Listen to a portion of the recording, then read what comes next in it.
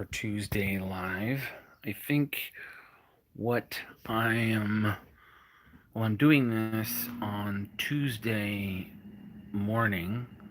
That means Monday night, Tuesday morning after midnight. Um, and it's live. So I feel like getting a shot here of my inhaler. I wanted to talk a little bit about the crisis and um, the Silicon Valley Bank crisis. I do need a shot, so I'm gonna get one. But live videos. Just a second here. This will be awkward for a little bit, but I'm going to talk about the initial situation as I have heard about it and how it's unfolded. As soon as I get a hit of my inhaler.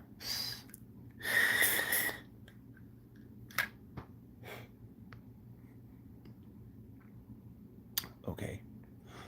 A little better. All right, so what do we know so far? So far, what we know is that there was a crisis and there was what's called a bank run. So, what's a bank run? Just very briefly, a bank run is when all the depositors want their money back, okay? And they generally want their money back because they heard the bank is insolvent or something. And that almost always happens when the bank has basically gambled their money, meaning the bank has gambled away the depositor money. Now, this was a big deal in the 19th century because it kept happening over and over. So during the New Deal, which, if you don't know what the New Deal is, that's what happened after the Depression, um, and Franklin Roosevelt's reforms and all that, the liberal reforms basically. Um, they decided, because there were severe bank runs starting in 1932, I think, after the 29 crash.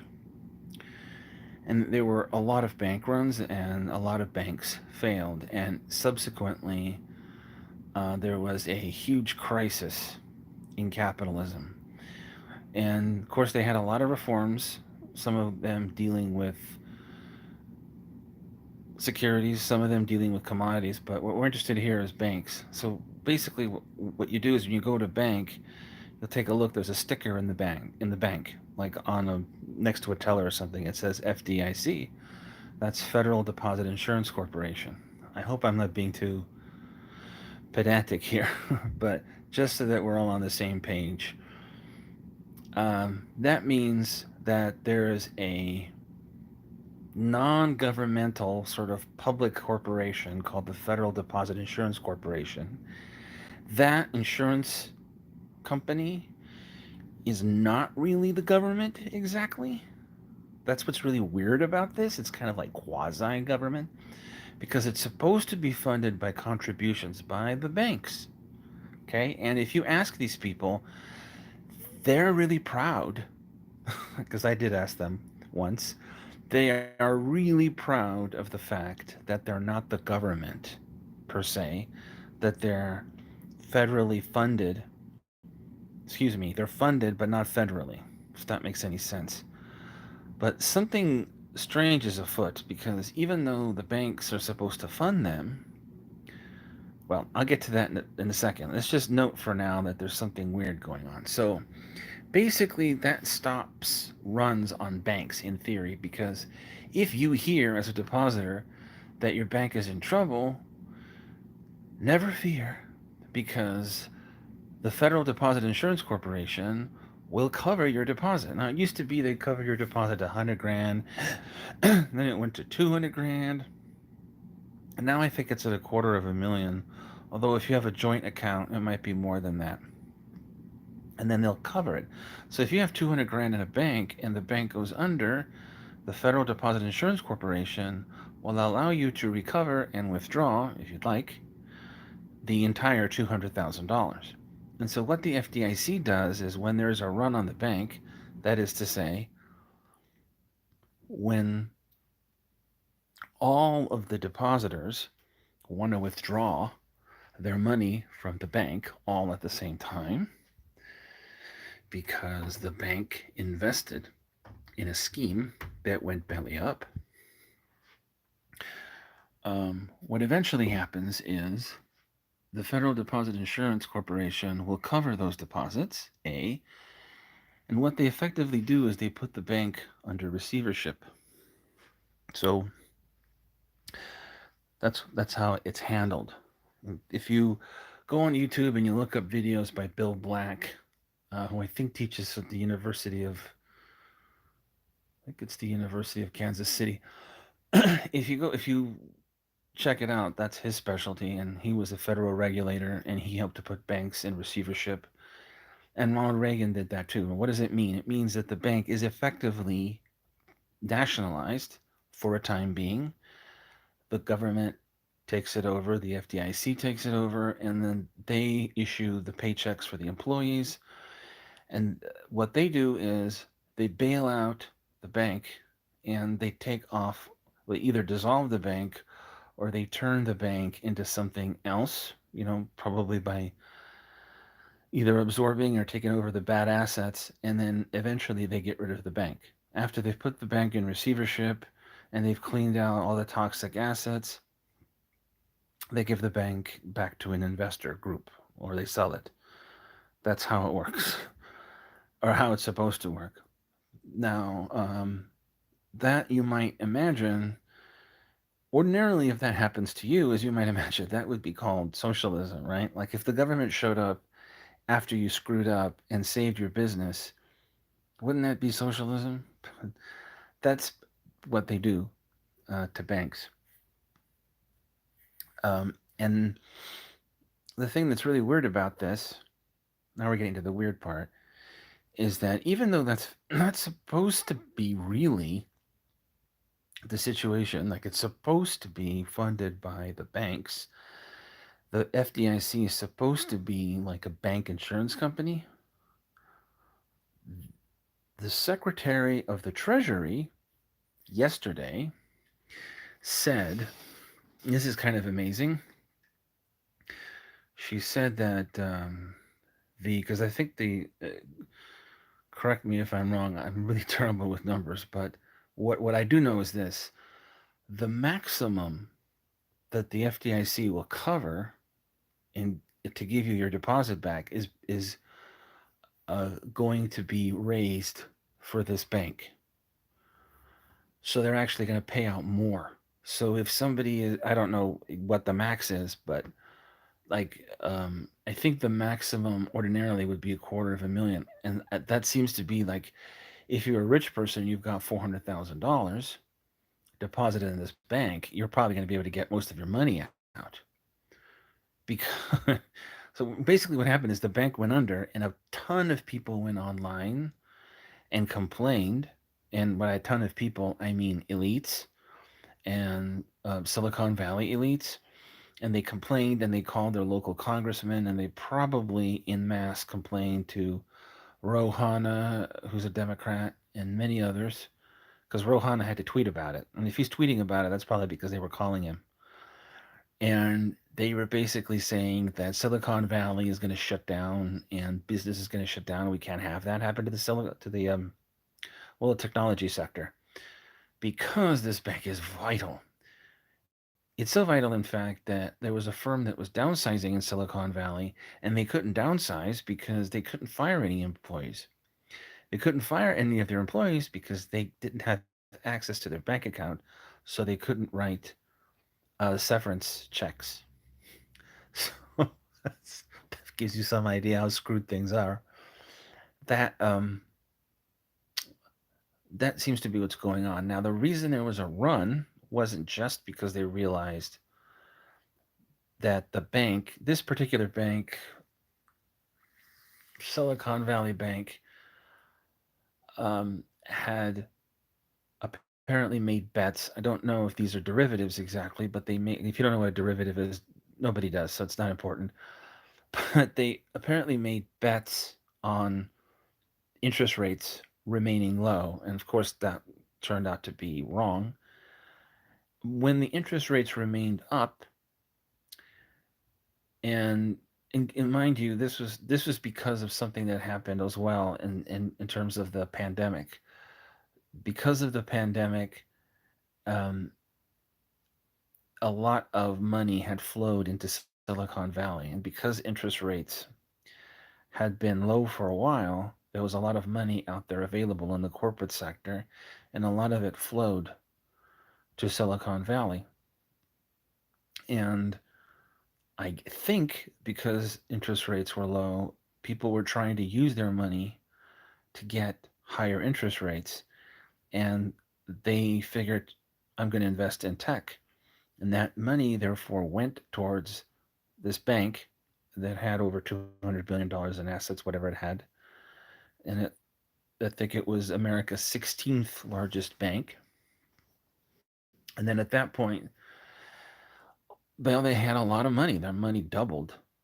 And as interest rates start to get high and stay there, the bank got hit with a double whammy. Number one, their depositors either realized that the bank was making these bad bets or they wanted their money back because interest rates were too high and they either had to pay back their own loans or there was more money to be had in other places. But whatever happened, the bank not only had to, I mean, the bank had to sell its assets because the bank had invested in these bets. And if the depositors all wanted their money back, the bank would have to sell these bad bets and take a loss. So the bank got hit with a double whammy. That's what happened. And it spread to at least one other bank because another bank got shut down. I think this bank was in New York and it got shut down on Sunday. And because of this and the whining by elites, within 72 hours, the depositors got word that their deposits would be covered by the FDIC or by the feds or by Treasury. It doesn't really matter. It's a bailout for people who have connections and for people who have money. Because the people who are deposited in this bank, they don't live in Compton or south side of Chicago, uh, or Irwindale, or Riverside County, you know, or Chico, or the city of Vernon, or they don't live in Roxbury. That's not them. These are people who have lived high on the hog, so to speak, for a number of years. They make good money, they have assets, they have they've taken advantage of low interest rates. Either they've borrowed the money themselves and put into the account or whatever. They've taken advantage of the process and now they're getting a bailout for being stupid enough to put this money into a bank that they should have known was a crappy bank. But now that there's been a run on the bank, it's been put into receivership, and now everyone's going to get their money back. But of course, I don't think I'm not exactly sure if the FDIC is going to cover it all. It seems more like the federal government, the Treasury, will swoop in and make guarantees and make all the investors or all the depositors whole, possibly even bail out the investors in the bank. It's hard to say, but the rich are going to get theirs. Now, the interesting part about this is, basically, it only took 3 days for tops for these people to get their money and for these people to get action, as opposed to the days and days and months of people worried about the eviction moratorium that was rescinded, or student loan forgiveness that never comes, or single payer that never comes, or any of these things that ordinary people ask for and they never get. And all these things kind of die on the vine. If it's not the parliamentarian, then it's Mitch McConnell says you have to have 60 votes, or it's, well, the statute doesn't really authorize me to do that, or I'm the president of the United States, not a miracle worker. I mean, there's a million excuses, but when it comes to actually getting the rich their money for their playing and for their gambling, well, then that's okay. You know, will underwrite their gambling. And that's basically what happened here. Everyone's gambling, and these people who are gambling are well to do and well connected. Anyway, that's my initial reaction. I This video should be up hopefully by Tuesday night, so it'll suffice for Tuesday Live. Uh, I'm very, I'm not very optimistic about the direction of the economy. I'm not 100% sure about how much taxpayer money is being used, but I'm reasonably sure that the Treasury Department is going to pump in some money to save, at least the depositor's neck, and that the federal government's going to take action to spread a lot of money around. Because even if we're not just talking about two banks, we're talking about the entire financial system, and if need be, because bank stocks are down. I mean, they're down, and they will probably continue to slide for this week. My guess is that the Fed will do something, not sure, but they will do something to pump more liquidity. In other words, pump more money into the system. And what they want to avoid is chaos, and they want to avoid a recession. Now, if this were 2024, um, for sure they'd be pumping, you know, boatloads and boatloads, a Grand Canyon full of cash into the system to avoid a recession in an election year. I don't know right now, 2023. It seems we're a little far out, but if there's a recession now, who knows when it will end? And they don't want to go through any stimulus packages or anything like that to bring it back online for the election. So my guess is they're going to go ahead and dump a lot of money into the system and give the banks a lot of money, and they might even make the interest rate go down again. I don't know. Whatever it takes to psychologically assure the markets. Anyway, I'm going to end it on that. I don't want to go to 20 minutes. I'm just about short of 18. So join me on Roger on the Left on Twitter. Uh, Please subscribe if you haven't already. I would appreciate a comment. That's always cool, even if it's a negative one.